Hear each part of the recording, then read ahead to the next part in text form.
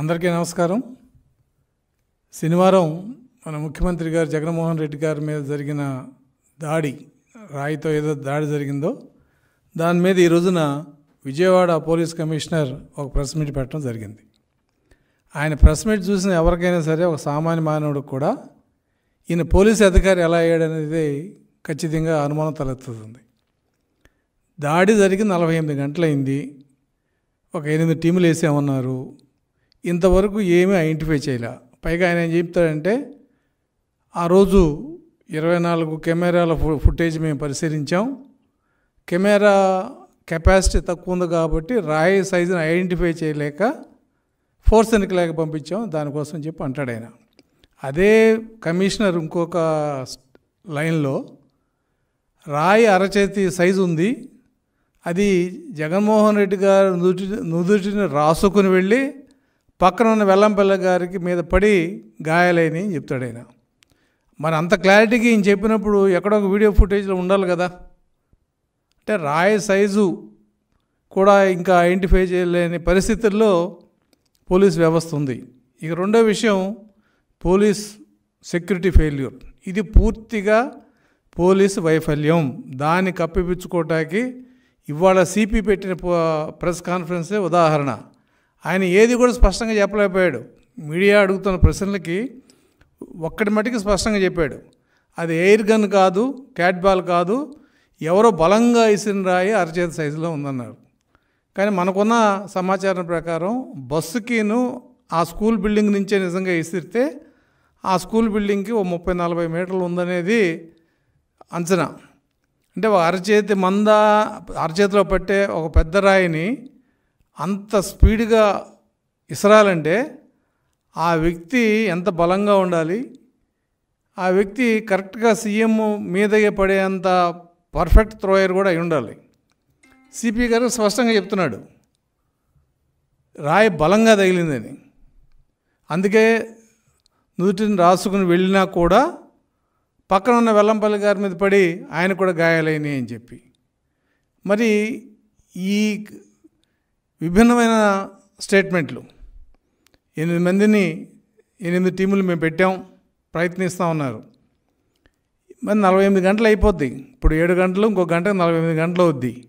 మరి ఏమన్నా ఒక అనామకుడిని తీసుకొచ్చి చూపించి వీడియో అంటారా? నిజమైన నిందితుడిని పట్టుకుని అతను రాయి వేసడానికి కారణం ఏంటి, ఎందుకు ఇస్తాడు అనేది స్పష్టంగా ప్రజలకు చెప్పగలుగుతారా అనేది పోలీసుల యొక్క నిజాయితీ మీద ఆధారపడి ఉంటుంది. ఇప్పుడు ఎలక్షన్ కోడ్ ఉంది, పోలీసులు ఎవరికి దాసోహం చేయాల్సిన పని లేదు, నిజాయితీగా పనిచేస్తారని మేము అనుకుంటున్నాం. రెండోది వైఫల్యం. కరెంటు తీసేశారు, చెట్లు నరికేశారు. ఎక్కడికి వెళ్ళినా ముఖ్యమంత్రి చెట్లు నరకడం, తీగలు కట్ చేయటం, ఇదంతా సెక్యూరిటీలో ఒక భాగం అంటున్నారు. నిజంగా సెక్యూరిటీలో ఒక భాగం అవుతే నువ్వు సీఎం నడిచే దారిలో ప్రతి బిల్డింగ్ మీద కనీసం కానిస్టేబుల్ అన్నా పెట్టాలి. నువ్వు 14 మందిని 22 కిలోమీటర్లో పెట్టానంటున్నావు. 14 మందిలో పక్కన ఉన్న బిల్డింగ్స్ మించి ఇటువంటి థ్రెట్ ఉంటుందనే కదా నువ్వు చెట్లు వైర్లు పీకేసింది. అయినప్పుడు ఎందుకు పెట్టలేకపోయావు? ఒక బిల్డింగ్ మీద ఒక కానిస్టేబుల్ అన్నా సీఎం గారు ముందుకు వెళ్ళిపోతే వాళ్ళు దిగి వచ్చేస్తారు. చెట్లు నరికిస్తున్నావు, కరెంటు తీగలు కట్ చేస్తున్నారు. కరెంటు లేనప్పుడు సీఎంకి ఎటువంటి సెక్యూరిటీ ఉండాలి? ఆయన బస్సు మీద ఉన్నప్పుడు ఖచ్చితంగా ఫ్లడ్ లైట్లు ఉండాలి, ఆయన చుట్టూ కూడా ఫ్లడ్ లైట్ వాచ్ ఉండాలి. మరి ఈ ప్రోటోకాల్ మరి పోలీసుకి తెలియదా? తెలిసినా ఏమవుద్దులేని చేశారనేది పోలీసులు సమాధానం చెప్పాలి. ఇవాళ ఆయన పెట్టిన ప్రెస్ కాన్ఫరెన్స్ చూస్తే మట్టుకి ఈ స్క్రిప్టు ఆయన సొంతం కాదు, తాడేపల్లి నుంచి వచ్చిందనేది స్పష్టంగా కనపడుతుంది. రెండోది హత్యాయత్నం. నిన్న కొన్ని మీడియాల్లో, వైసీపీకి సంబంధించిన మీడియాలో హత్యాయత్నం, ముఖ్యమంత్రి మీద హత్యాయత్నం. ఈ రాయితో ముఖ్యమంత్రిని చంపొచ్చు అని కనుక పోలీసు వ్యవస్థ నమ్మితే, చంద్రబాబు నాయుడు గారు విసిన రాయి ఆ రోజు పక్కన సిఎస్ఓ మీద తగిలి గాయమైంది, అది హత్యా ప్రయత్నం కాదా? ఏ సెక్షన్ పెట్టారు అప్పుడు? ఆ కేసు ఏమైంది? మరి డీజీ సమాధానం చెప్పాలి కదా దీనికి. ఇవాళ ముఖ్యమంత్రి మీద జరిగిన రాయిదే హత్యా ప్రయత్నం అనుకుంటే, ఆ రోజు చంద్రబాబు నాయుడు గారి మీద జరిగిన రాళ్ల దాడిని హత్యా ప్రయత్నం కాదా? అప్పుడు ఏ సెక్షన్ పెట్టారో ఆ కేసు ఏమైంది? కాబట్టి ఇటువంటి చీప్ పాలిటిక్స్ మరి వైసీపీకి అలవాటు. అందులో భాగం.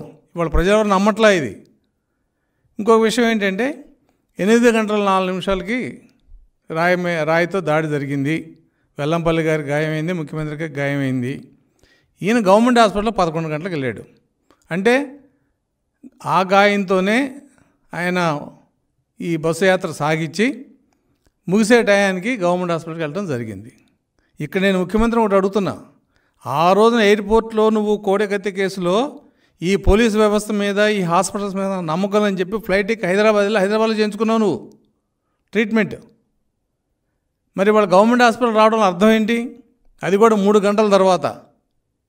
అదేదో పెద్ద సర్జరీ జరిగినట్టు దానికి ఒక మీడియా కవరేజ్ ఇచ్చి, మరి ఈ రకమైన పబ్లిసిటీ ఎందుకు చేసుకోవాలి? సింపతి కోసమా? ప్రజలు మోసం చేయటమా? అంటే ముఖ్యమంత్రికి ఇటువంటి సంఘటన జరగడం దురదృష్టం.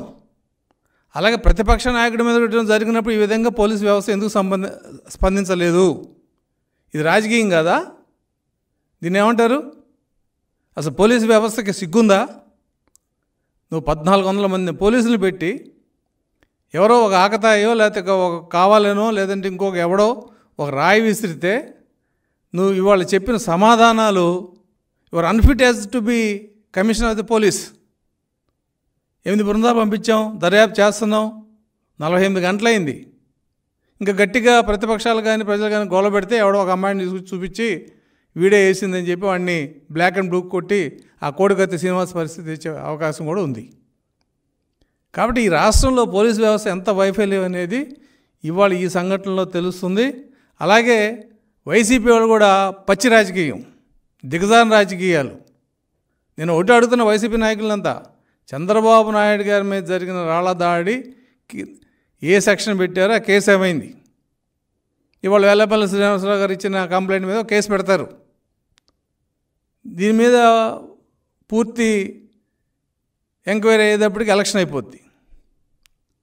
అంటే ఈ లోపు ఎవరినో ఒకరిని బలి చేయటం. ఇవాళ ముఖ్యమంత్రి గారి మీద సానుభూతి వస్తుందా? హత్యా ప్రయత్నం జరిగిందా? ఇవన్నీ ప్రజలు ఆలోచించట్లా. ఎందుకంటే ముఖ్యమంత్రి నిజాయితీ ఆ రోజున విశాఖపట్నంలో జరిగిన కోడికత్తి కేసులోనే ఇవాళ వరకు నిందితుడికి బెయిల్ రాకుండా చేసిన వ్యక్తి జగన్మోహన్ రెడ్డి. కాబట్టి రాజకీయాల్లో రాజకీయం చేయొచ్చు, కానీ దిగజాడు రాజకీయం ఈ రకంగా చేయటం అనేది వైసీపీకి కాదు. వాళ్ళు చాలా నిరుత్సాహంగా ఓడిపోతున్నామని తెలిసిన ఒక డెస్పరేషన్లో వాళ్ళు ఉండి దీన్ని రాజకీయం చేసుకున్నారు. అలాగే పోలీసు వ్యవస్థ కూడా సిగ్గుపడాలి. డీజీపీ ఇవాళ అసాధారణమైన పోలీసు బందోబస్తు, ట్రాఫిక్ బంద్, చెట్లు కొట్టేయటం, కరెంటు వైర్లు కొట్టేయటం. మరి ఇంత చేసి సెక్యూరిటీ ఫెయిల్ అయిందంటే సిపి రిజైన్ చేయాలా? వాళ్ళు ప్రశ్నపెడతాం కాదు. సిపి రిజైన్ చేసి ఉంటే సిపి నిజాయితీని మేము ఖచ్చితంగా అభినందించేవాళ్ళం. నువ్వు 48 గంటలైనా కూడా చిన్న క్లూ, ఒక పక్కనేమో అరచేతిలో రాయిందంటావు, రెండో పక్కేమో ఈ వీడియోనంతా కూడా ఫోర్సెన్కి లేకపోతే పంపించాం క్లారిటీ కోసం. ఆ కెమెరాలన్నీ 2 మెగాపిక్సెల్ కెపాసిటీ ఉంది, మా హై డెన్సిటీ కెమెరాలు లేవు అక్కడ, కాబట్టి మాకు క్లారిటీ లేదంటున్నావు. హై డెన్సిటీ కెమెరా పెట్టాల్సిన బాధ్యత ఎవరిది? నీదే. డ్రోన్ కెమెరాలు లేవు, డ్రోన్లను దించేశారు ఆ రోజున. కాబట్టి ఇన్ని వైఫల్యాలు కప్పిపించుకోవడానికి మీరు రేపు ఎవరినో ఒక అనామకుడినో లేదా అమాయకుడినో తీసుకొచ్చి బలిపోసం చేయటం అనేది పోలీసు వ్యవస్థకు వెనతో పెట్టిన విద్య. అలాగే వైసీపీ నాయకత్వం కూడా ఇదేదో పెద్ద ప్రపంచానికి వచ్చిన విపత్తులాగా హత్యా ప్రయత్నాలు, అంటే వాళ్ళ బాబాయిని చేసింది హత్య కాదు, గుండెపోటు, ఇది హత్యా ప్రయత్నం. కాబట్టి ఈ దౌర్భాగ్య పరిస్థితి ఆంధ్ర రాష్ట్రంలో ఈ పార్టీ వలన వచ్చినందుకు ప్రజల్లో గుర్తించడం జరిగింది. ఏదైనా ఇంకా 20 రోజులు భాగ్యం ఇది. ఏది జరిగినా కూడా ప్రజలు ఎవరు పట్టించిన పరిస్థితి లేదు. జగన్ మీద హత్యాప్రయత్నం జరిగిందా, లేదంటే ఆయనకు 2 కుట్లు పడ్డాయా, వెల్లంపల్లికి కన్ను మీద గాయమైందా, ఇవేవి ప్రజలు పట్టించుకోవట్లేదు, నువ్వు చెప్పుకుంటే తప్ప. ఎందుకంటే మీరు 8 గంటలు జరిగితే 11 దాకా గవర్నమెంట్ హాస్పిటల్కి క్యాంప్ అయిన తర్వాత వెళ్ళారంటే ఆ గాయం యొక్క తీవ్రత అందరికి అర్థమవుతుంది. కోడికత్తి కేసులో ఎమ్మటే నువ్వు నెక్స్ట్ ఫ్లైట్లో వెళ్ళిపోయావు హైదరాబాదు.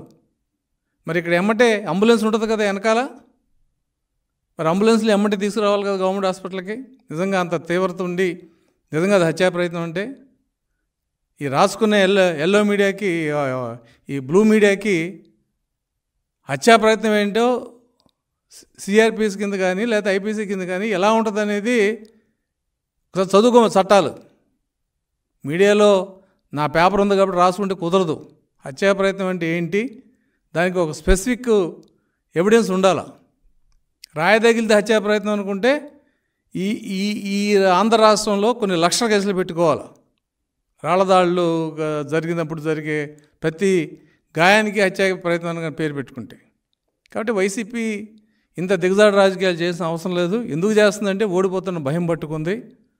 ఓడిపోతారు కూడా ఖచ్చితంగా. జూన్ 4 తర్వాత ప్రమాణ స్వీకారం చేసే చంద్రబాబు నాయుడే. అది తెలిసి ఏ చిన్న అవకాశాన్ని వదులుకోకుండా ఇది మాస్టర్ ప్లాన్ చేసి ఇట్లా చేశారా, లేదంటే అసలు రాయి తగిలిందా లేదా, దండలో ఏదన్నా పార్ట్ తగిలిందా లేదనేది ఆ యాంగిల్లో సిపి ఎక్కడ కూడా చెప్పలేదు. ఆయన కేసిన పెద్ద గజమాల వలన అక్కడేమైనా గీసుకుందా, మరి వెల్లంపల్లి గారికి మాత్రమే ఆ రాయి తగిలిందా, ముఖ్యమంత్రి తగలలేదా, వీటి మీద ఎక్కడ సిపి మాట్లాడలా. ఆయన చెప్పిన రెండే విషయాలు, అది ఎయిర్ గన్ను కాదు, క్యాట్ బాల్ కాదు, అరచేతి దాంట్లో మందం పట్టే రాయేది, మేము వీడియో క్లారిటీ లేదు కాబట్టి ఫోర్స్ అండ్ క్లాక్ పంపించాము, 8 బృందాలు పనిచేస్తున్నాయి. ఇది ఆయన చెప్పిన సమాధానం 48 గంటల తర్వాత. కానీ తెలుగుదేశం పార్టీ ఒక విషయం స్పష్టంగా చెప్పదలుచుకుంది, అది ప్రతిపక్ష నాయకుడైనా మాకు ఆయన రాష్ట్రానికి ముఖ్యమంత్రి. రేపొద్దు చంద్రబాబు నాయుడు గారు ముఖ్యమంత్రి అవడం అనేది తూర్పున సూర్యుడు ఉదయించడం అంత సత్యం. అప్పుడు కూడా ఈ వ్యవస్థ ఆయనకి సెక్యూరిటీ ఇవ్వాలి. ఇటువంటి చేతగాని వ్యవస్థను పెట్టుకుంటే ముఖ్యమంత్రికి హాని ఖచ్చితంగా ఉంటుంది. కాబట్టి ఒక ముఖ్యమంత్రి స్థాయిలో వ్యక్తికి ఇవ్వాల్సిన సెక్యూరిటీలు ఇంత వైఫల్యం ఉంటే మరి ఆ అధికారులు నిజాయితీ పరులు అవుతే ఇప్పటికైనా జరిగిన పొరపాటు ఎక్కడ జరిగిందని స్పష్టంగా ప్రజలకు చెప్పాలి. దాన్ని కరెక్ట్ చేసిన అవకాశం వ్యవస్థలో ఉంటుంది. మరి డీజీపీ దీని మీద ఏం ఇంతవరకు మాట్లాడాల, సిపిఏ మాట్లాడుతున్నాడు. తెలుగుదేశం పార్టీ దీన్ని తీవ్రంగా ఖండిస్తుంది. ఇటువంటి దిగజాడు రాజకీయాలు చేయొద్దని చెప్పి పోలీసు వ్యవస్థకు కూడా మేము సలహా చెబుతున్నాం. మీరు నిజాయితీగా ఉండండి, ఇది ఎలక్షన్ కోడ్ ఉంది, మీరే ఏ పార్టీకి చెంగు పట్టాల్సిన అవసరం లేదు. జరిగిన దాంట్లో నిజంగా నిందితుని పట్టుకొని ప్రజల ముందు పెట్టగలిగితే తెలుగుదేశం పార్టీ ముందు దాన్ని అభినందిస్తుందని చెప్పి నేను తెలుగుదేశం పార్టీ తరఫున తెలియజేస్తున్నాను.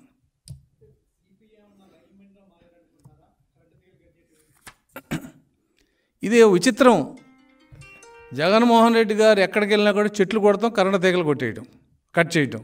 మరి ఏంటో మరి ఇది. మరి మోడీ గారు వచ్చినప్పుడు ఎక్కడ ఏమి ఒక చిన్న మొక్కను కూడా తీలా. మరి ఈయన సెక్యూరిటీ గురించి ఇంత చేస్తున్నప్పుడు 1400 మంది పోలీసులు 22 కిలోమీటర్లు మేము కవరేజ్ చేసామని చెప్తున్నాడు సిపి. మరి ఏం సెక్యూరిటీ చేశారు? కరెంట్ లేదని తెలుసు, మరి అక్కడ లైటింగ్ అరేంజ్ చేసుకోవాలి కదా, ఫ్లడ్ లైట్లు అరేంజ్ చేసుకోవాలి. పక్కన బిల్డింగ్స్ ఏమైనా ఉంటే దగ్గరలో 10-15 మీటర్లు కానీ బిల్డింగ్స్ ఉంటే పోలీసు కానిస్టేబుల్ని పెడతారు, అది చేయలా. ఇది ఖచ్చితంగా వైఫల్యం. నేను చెప్పేది అదే, మీరు కరెంటు తీసినప్పుడు ముఖ్యమంత్రి స్థాయి వ్యక్తి క్యాన్వాస్ చేస్తున్నప్పుడు బస్సు మీదకి ఉన్నప్పుడు ఆయనకి కావాల్సిన లైటింగు, చుట్టుపక్కల చీకటి ఉండదు కాబట్టి ఫ్లడ్ లైట్లు వేసి అక్కడ నిజంగా ఏం జరుగుతుంది ఏంటనేది ఖచ్చితంగా చేయాల్సిన బాధ్యత పోలీసు వ్యవస్థ మీద ఉంది. అది చేయలేదంటే ఏంటి? మీ వైఫల్యం. కరెంటు తీయటం అనేది ఒకవేళ ప్రోటోకాల్లో కరెంటు వైర్లు పైన ఉంటాయి కాబట్టి దగ్గరలో బస్సు ఎత్తులో ఉంది కాబట్టి ఏదైనా ప్రమాదం ఉందని తీస్తే తీయచ్చు. చెట్లు కొట్టేయడం ఎందుకు కొట్టేస్తున్నావు? చెట్ల చాటు నుంచి ఏదైనా ఇటువంటి ప్రమాదం జరుగుతుందని చెట్లు కొట్టేస్తున్నావు. మరి జరిగిన ప్రమాదానికి బాధ్యులు ఎవరు? నువ్వు చేసిన సెక్యూరిటీ మెజర్స్ అన్నీ ఫెయిల్ అయినాయి, వైఫల్యం కనపడుతుంది. ఈ పోలీసు వ్యవస్థ సమాధానం చెప్పాలి. అదే ఆయన చెప్పిన ఆ స్టేట్మెంట్లోనే విభిన్నమైన కోణాలు కనపడుతున్నాయి. ఒక పక్కన అది ఎయిర్ గన్ కాదు, క్యాట్ బాల్ కాదు, అరచేతిలో పట్టే రాయి బలంగా వచ్చి తగిలబట్టి సీఎం గారి నుదుటిని రాసుకుని వెళ్ళి వెల్లంపల్లి గారి తగిలిందని చెప్తున్నాడు. అరచేతిలో పట్టే రాయి తగిలిందని సిపి చెప్పిన తర్వాత ఇంకా వీడియోని ఫోర్స్ అండ్ క్లాప్ ఎందుకు పంపించాలా? వీడియోలో క్లారిటీ ఉన్నట్టే కదా. మళ్ళీ ఆయన చెప్తాడు అవన్నీ 2 megapixel cameras high definition cameras లేవు అని. ఇది వ్యవస్థ. కొన్ని కోట్లు ఖర్చు పెట్టి కొంత ఎక్విప్మెంట్ కొంటున్న ప్రభుత్వం ఒక ముఖ్యమంత్రి స్థాయి వ్యక్తి వెళ్తున్నప్పుడు టీవీ కవరేజ్లో హై డెన్సిటీ కెమెరా లేకపోవడం అనేది మరి ఇది కూడా ఒక వైఫల్యం కిందే వస్తుంది.